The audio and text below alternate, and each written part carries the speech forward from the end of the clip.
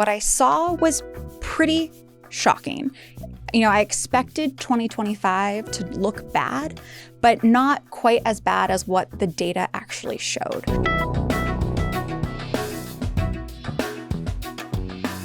Hi, welcome to What the Earth, featuring smart and personal conversations with experts and thinkers working to solve today's biggest environmental challenges. I'm Mark Dragem, Director of Federal Public Affairs at NRDC, and I'm here with our Director of Policy Analysis, Amanda Levin. Amanda has just uncovered that coal plant pollution surged in the first year of Trump's second term. The Wall Street Journal and other news outlets featured Amanda's research in stories recently. You can find the link to the articles in the description of this video. How Amanda discovered this information and what it means for our health and planet is what I'm excited to dive into in today's episode. Amanda Levin, it's so great to be here with you. Thanks for having me. Amanda, so a week or two ago, you just dropped by my cubicle and you said, hey, I got this new piece of analysis that I've been looking into. Would you be interested in it? Tell me, what was that all about? New data from the EPA shows that power plants, specifically those that got a presidential exemption from Trump, changed their operations and polluted a lot more last year. And the increased pollution led to billions and billions of dollars of extra public health costs due to the fact that these exempted plants both were dirtier, but also ran a lot more. And the ones that sought it out were, by definition, the dirtiest plants in the country, right?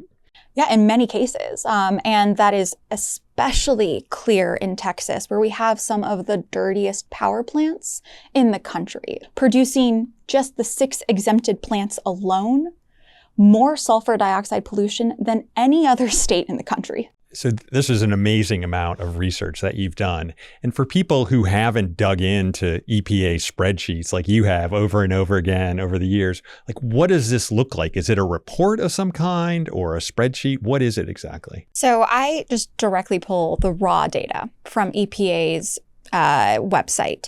And so what it looks like is a single CSV file that has either the annual or sometimes the hourly emissions, depending on what I'm looking at, of every single facility that reports to EPA in the US. And I get information about carbon dioxide emissions it produced, the NOx, nitrogen oxide emissions it produced, and also things like the sulfur dioxide emissions that it produced, and its emissions rate. And I have all of this information in a single spreadsheet. And then what I do is I aggregate and then break down the data again to be able to understand what is changing year over year and over 5-10 years. There's some really great stuff that you pulled together, right? There was a lot of state level information. When I dug into the data, I first focused in on Texas, going power plant by power plant to try to see how did it change between 2024 and 2025. And as I was going through the list, there were a few plants that really stuck out to me. These are all plants that got presidential exemptions last year. So let's just go back a little bit on the presidential exemptions because it's such a wild story, right? So last year, the EPA or President Trump kind of opened an email box, right? And said to all these companies, hey, if you're having a problem meeting some kind of limit on pollution, email us and we'll take care of you. Is that basically what happened? So one of the special kind of authorities that the president has specifically for EPA regulations is that the president can exempt facilities from having to comply with those standards if they find that it is infeasible for them to meet those standards. And so what the EPA and President Trump did was essentially say, email us if you want an exemption. And 153 power plant units received an exemption between April and July of 2025. So what your investigation was able to uncover that these plants just decided to pollute like mad this year.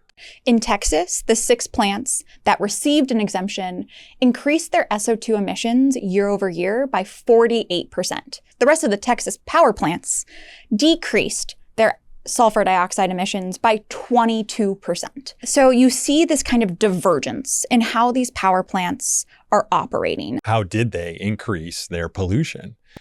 So you were able to figure that out as well. Yeah, there are kind of 2 different ways that the sulfur dioxide emissions increased. One is that they actually are less efficient. They're dirtier. Each megawatt hour that they produces more sulfur dioxide. And they can do that by choosing higher sulfur coal and also by reducing the use or completely shutting off their pollution controls. You can actually see the number of hours that it is completely turning off its controls now. Yeah. And that's because it's cheaper for them, right? They're not spending money on actually filtering out the pollution, so they can just keep spewing it like mad. Yeah, part of the reason why companies have in the past turned off these types of controls is because there is a cost associated with it. You need to use a little tiny bit of electricity to keep these pollution controls running. There also are some labor costs. All they needed to do was clean and change the filters more regularly to actually maintain and achieve the emission rates required by the EPA. So I just want to make sure everyone's understanding that. So basically, like, you have a filter on your furnace at home, and every year you change it. For these companies, every now and then they need to change a filter that's on all the gunk that's going up their smokestack and out into the air. And they're just saying, we're not going to change it because that's going to save us a few bucks. I think really what they're saying is, we're supposed to change this every 3 months. We're going to change it every 6. But it's only, we're talking, they're going to save a couple $100s or a few $1,000s when they're making millions. The costs of doing these filter changes, 0.05% of just what they spend on fuel a year. And so we have a storyline here, right? President Trump grants these exemptions to these power plants to pollute more. Your data that you uncover, that was posted on the EPA website, but in a way that nobody else in the world probably would find it, shows that sulfur dioxide emissions grow almost at a record rate, second most over the last 30 years. What happens now? Where does this data go? What is NRDC going to be doing with it? So NRDC is doing a few things. We shared that story with the press to try to be able to build an investigation that could highlight how this change at the federal level is impacting local communities. And it has a real tangible cost. For just those 6 plants, that is $8.8 billion in public health costs last year. And the pollution, the SO2 pollution from those facilities, contributed to 667 premature deaths just last year. So you mentioned $8.8 billion in costs from this pollution.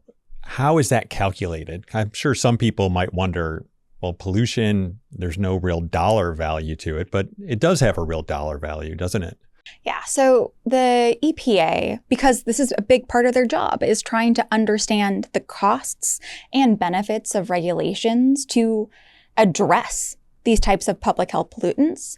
They have developed basically these estimates called benefit per ton, which are really granular. And what those kind of costs represent are things like extra emergency room visits and hospital admissions. Also includes things like lost school and work days and the lost productivity and economic impacts from having a sicker workforce and sicker kids. So the $8.8 billion, that's not a number you came up with. That's the government's number. Yes, I am using all of the government's own numbers. And you've mentioned the Texas plants, and we've talked a lot about that, but this is not just a Texas story. No, as you can see with the data, if US-wide sulfur dioxide emissions are increasing 18%, it's not just Texas. In Missouri, one of the other states to get most of the exemptions, emissions from these exempted plants increased 18%. We saw the same thing in Kentucky. So we saw this kind of change in just how these plants were operating, not just in Texas, but around the US, based on whether or not they actively sought out these exemptions. EPA published this on its website nonetheless, right? Why did they even publish this data at all? So EPA always publishes this data. As part of the Clean Air Act amendments of 1990, one of the things that they did was set goals and programs to cut sulfur dioxide and then nitrogen oxides from power plants to address acid rain. And this might be a good time to just talk a little bit more about sulfur dioxide, right? I mean, we know about it from acid rain back in the 90s. That was a huge issue, but we don't hear about acid rain anymore, right? In part maybe in large parts because of the success of the Clean Air Act. What does sulfur dioxide do, and what's happened? What are the trends in terms of sulfur dioxide emissions? So sulfur dioxide is a pollutant that is primarily produced from coal and also oil power plants. While it contributes to acid rain, that's not the only thing that it does. It can destroy and damage respiratory systems. We have been very successful in cutting sulfur dioxide emissions from the power sector. Since 1995, sulfur dioxide emissions have decreased by about 94%. 94%. 94%. Wow. And that is both because our coal-fired power plants are cleaner, and also because we just don't burn as much coal as we used to. Coal used to provide over half of our electricity. It doesn't anymore. In fact, it provides closer to about 16% today. We get more power today from wind and solar than we do from coal.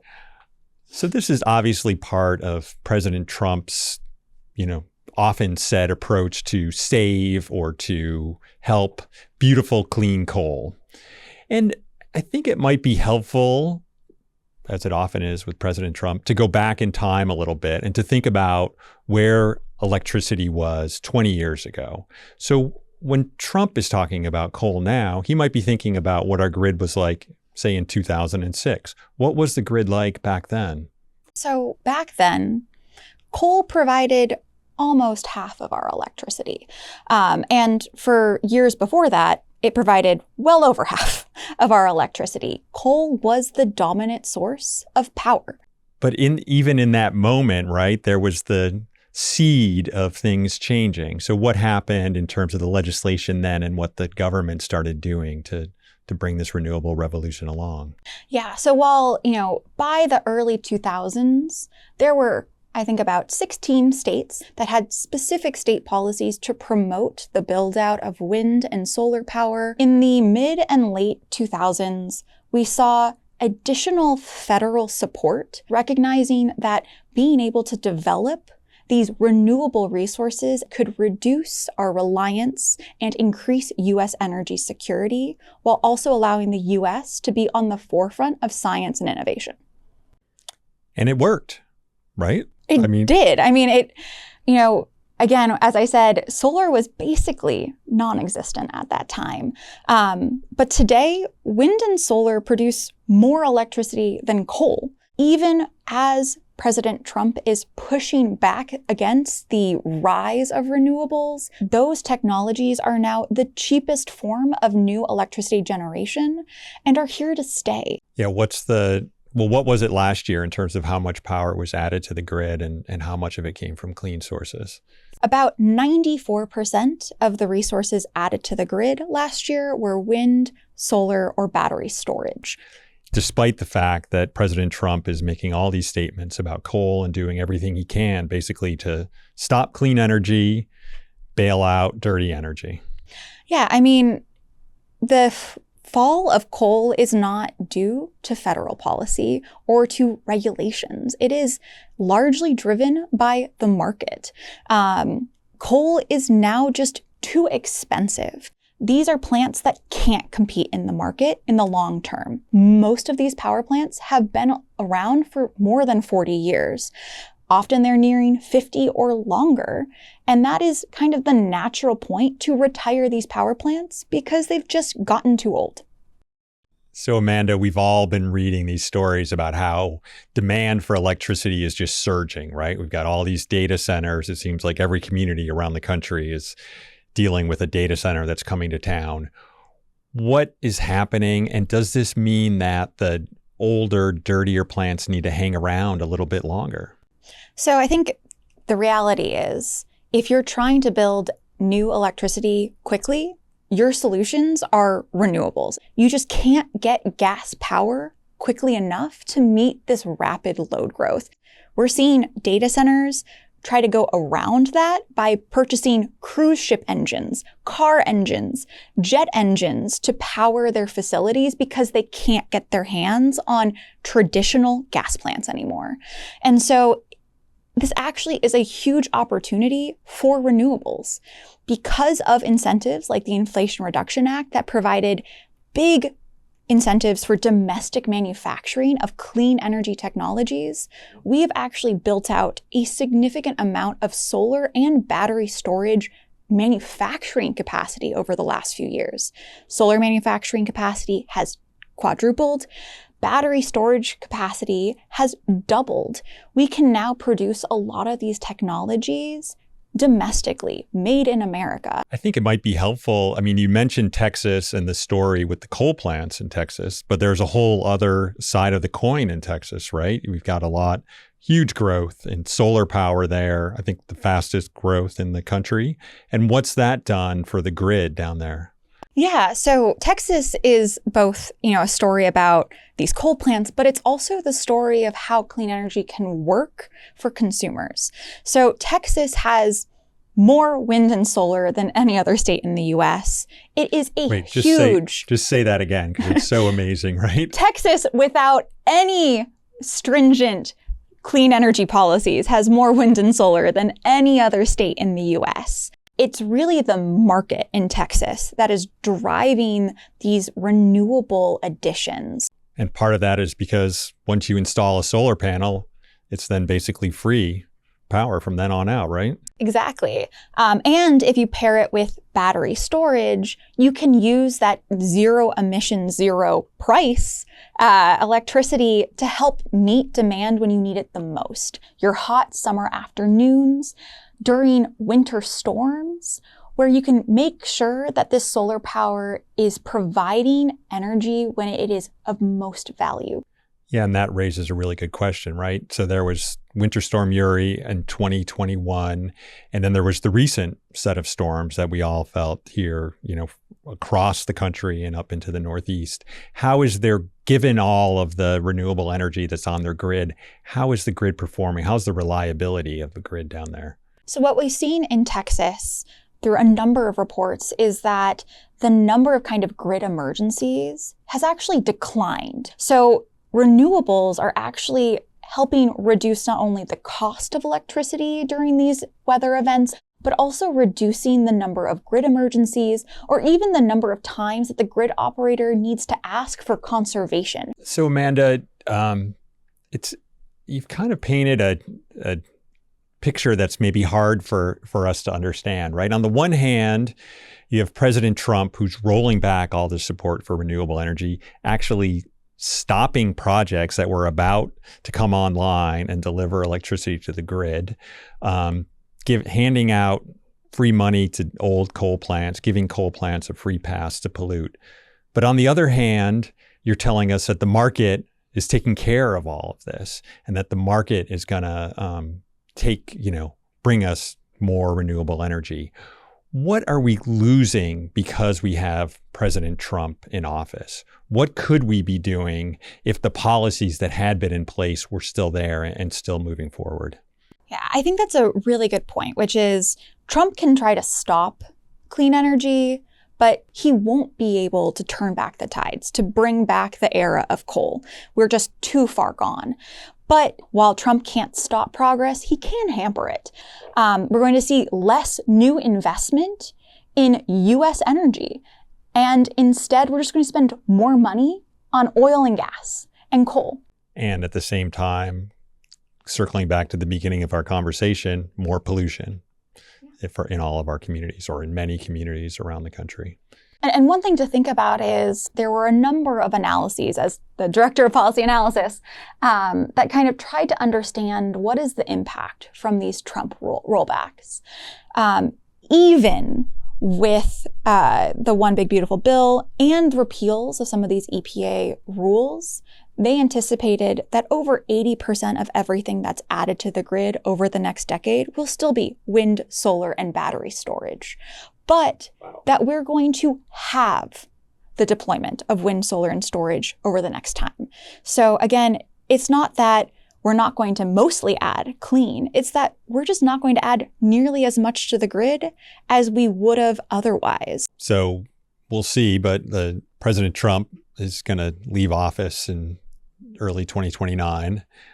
Could the U.S. just snap back, put in place the policies that were in place before he took office and restart this clean energy revolution as it was on track to be back then? So the U.S. could bring back these policies, but it will take time to rebuild and regain the momentum that we had back in 2024. At that time, wind and solar installers were the fastest growing jobs in the U.S. Clean energy employs 3.5 times more people in the U.S. than fossil energy. And it's a real irony, right? President Trump talks about manufacturing jobs in the U.S., bringing jobs to the U.S., but his policies, as you just said, have cost us jobs. The clean economy is not only a huge opportunity for the U.S., but a place where the U.S. could build out and become a global force. And that this was an opportunity for the U.S. to be a leader. Yeah. So Amanda, it's been, personally, I'll say it's been a tough last year, right? And there's been lots of ups and downs. When I hear you talk, I'll speak for myself first. I hear some hope on two different things. One is when you talk about the Clean Air Act and what the Clean Air Act was able to accomplish. Back in the early 90s, I think if people had said like, hey, we're going to cut this huge form of pollution that's devastating forests in the Northeast by 90%, 94% over the next couple decades, people would have been shocked. They would have believed it. And yet we made that change and we were able to accomplish it. And the second thing, I think, is the clean energy revolution, which despite the impediments from Washington is still continuing, not unchecked, but at a pace, right? When you think about what brings you hope for this effort to address climate change, to bring more clean energy, to address the pollution of fossil fuels, where does your hope come from?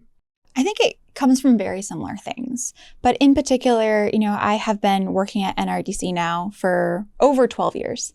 And as somebody who's always been immersed in the data, you start to be, and also in the modeling of like, what does the future look like?